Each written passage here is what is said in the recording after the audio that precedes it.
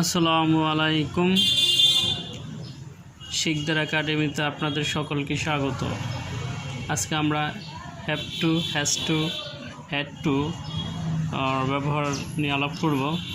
তো আমরা এখন দেখতে পাচ্ছি হ্যাভ টু, হ্যাজ টু এর শব্দের অর্থ হলো বাধ্যবাধকতা, হলো প্রেজেন্ট ফর্ম, আর এটার পাস্ট ফর্ম হলো হ্যাড টু, আর পাস্ট ফিউচার ফর্ম হলো shall have to, will have two.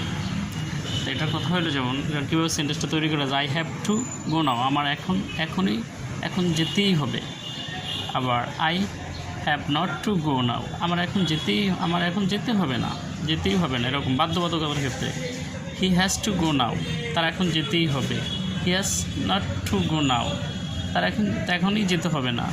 আবার does he has not to go, বিষয়টা হলো যে বাধ্যবাধকতার ক্ষেত্রে যেতেই হবে, খেতেই হবে, করতেই হবে।